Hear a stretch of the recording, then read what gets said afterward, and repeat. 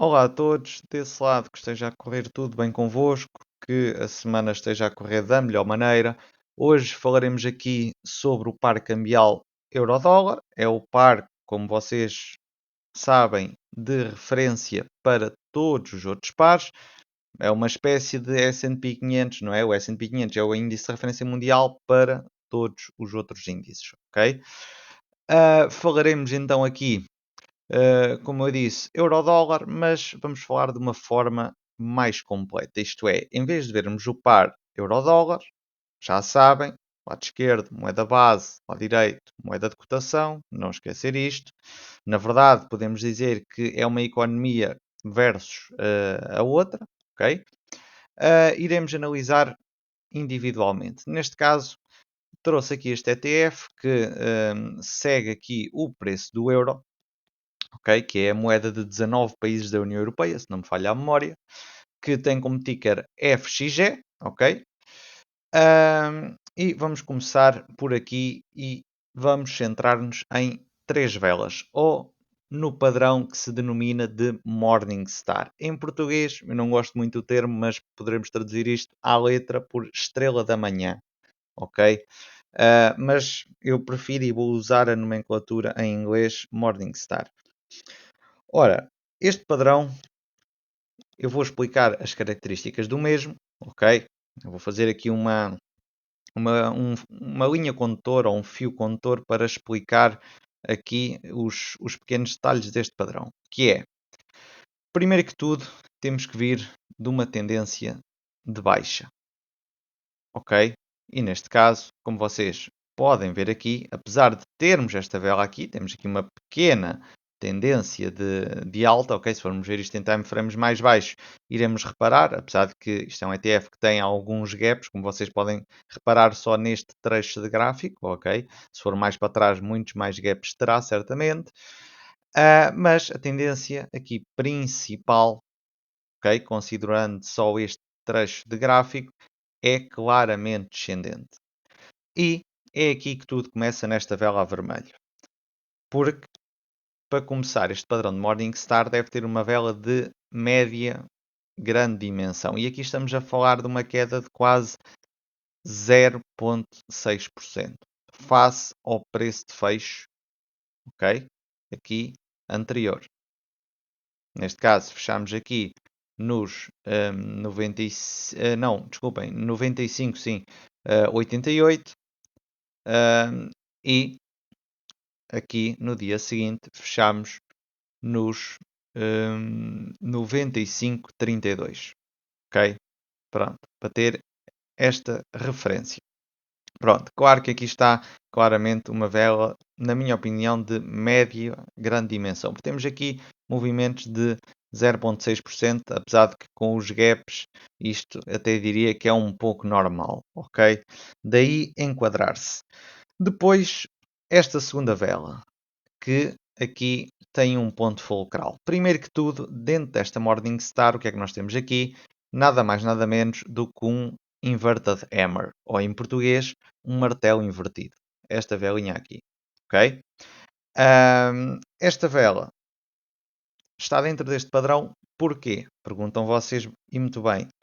Porque abrem gap relativamente ao preço de fecho da vela anterior, preço de abertura aqui em baixo, preço de fecho aqui, e depois, consecutivamente, também abrem gap para a seguinte vela, ok?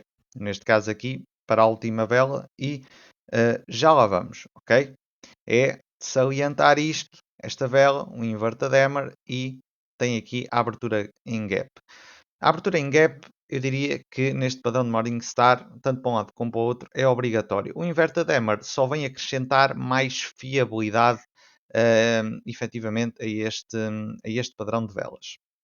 Agora, a última vela tem uma nuance, simplesmente, que é tem que fechar a pelo menos, além de abrir em gap, claro, terá que fechar pelo menos a 50% do movimento da vela anterior. Eu não preciso de ir ver, porque isto claramente é mais de 50% do corpo da vela, e desculpa, não é da vela anterior, é da primeira vela, ok?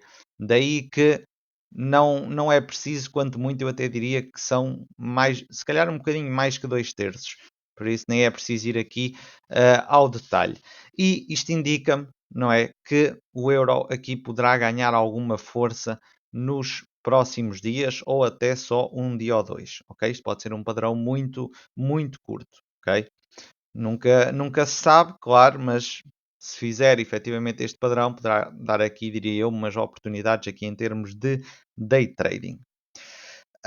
Depois, podemos ir aqui ao índice do dólar, aqui ao famoso DXY, ok?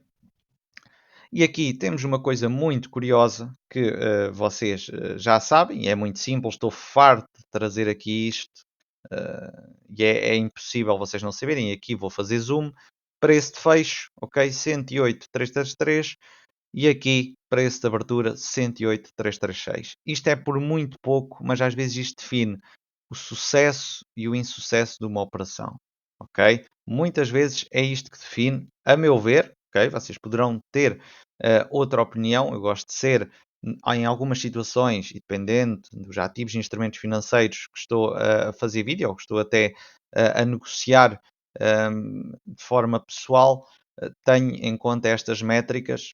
Lá está, dou mais margem de manobra num determinado ativo ou num determinado instrumento, noutro nem por isso. Depende sempre e temos que nos adaptar. Essa é a palavra-chave. Mas aqui claramente temos uma engulfing aliás, uma bearish engulfing, em português, uma vela envolvente de baixa, ok? Apesar de que já abrimos aqui em gap, mas isto não quer dizer nada, ok? Falta ver o resto. Agora vamos, diria eu, ao que interessa, ao par euro-dólar. Já vimos o dólar index, já vimos um ETF que segue o preço do euro, ok? E agora vamos ver efetivamente o par cambial.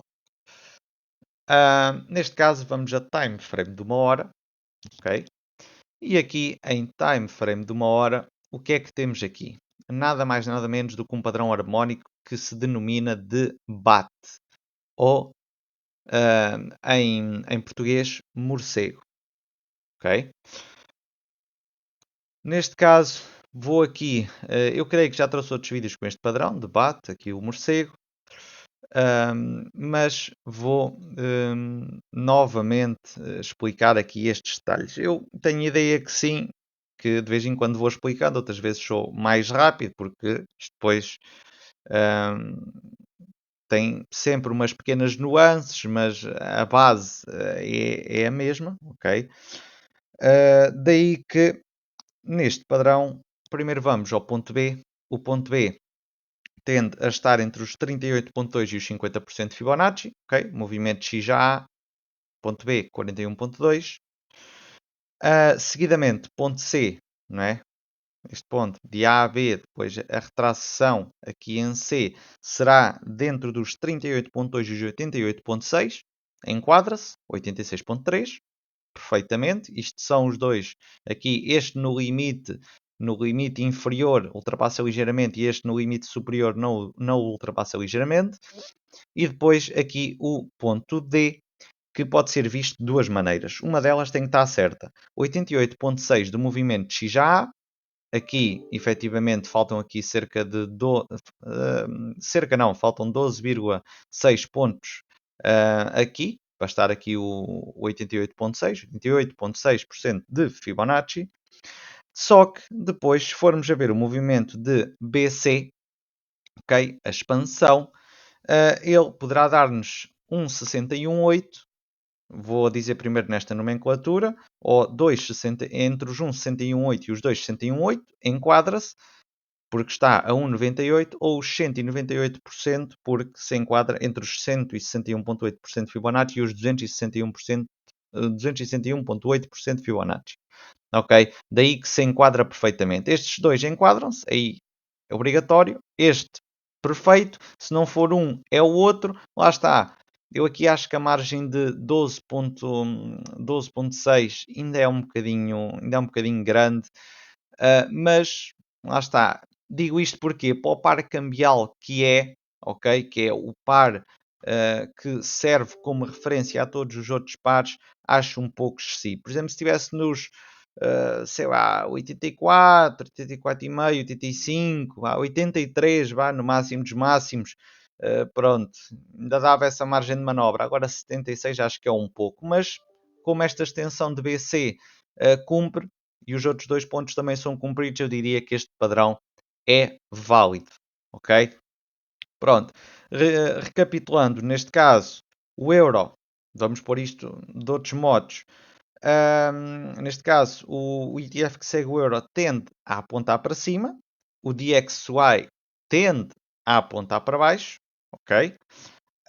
E depois, se quisermos usar aqui em time frame de 1 hora, neste caso, efetivamente está a favor do dólar, mas não quer dizer que isto amanhã não mude completamente. Não era a primeira nem a última vez. Mas a verdade é que se virmos estes dois pontos em diário, do movimento do ETF e do índice do dólar, a verdade é que o euro aponta para cima e, efetivamente, o dólar tende a desvalorizar. Ora, se o dólar tende a desvalorizar, pares cambiais, moeda base, moeda de cotação, é uma economia versus a outra, a economia europeia versus a economia americana. Ora, se a economia vem por aí abaixo, a americana, a economia europeia tenderá a subir, seja por mérito próprio, seja por desmérito dos Estados Unidos, ok? Ou da economia americana. Daí que é esta a ideia que vos deixo. Espero que esteja tudo, uma vez mais, a correr bem convosco. Só vos posso desejar uma excelente continuação de semana. Quarta-feira, ok, também já está aqui quase a acabar. Se não falarmos entretanto, um ótimo fim de semana, um grande abraço e até ao próximo vídeo.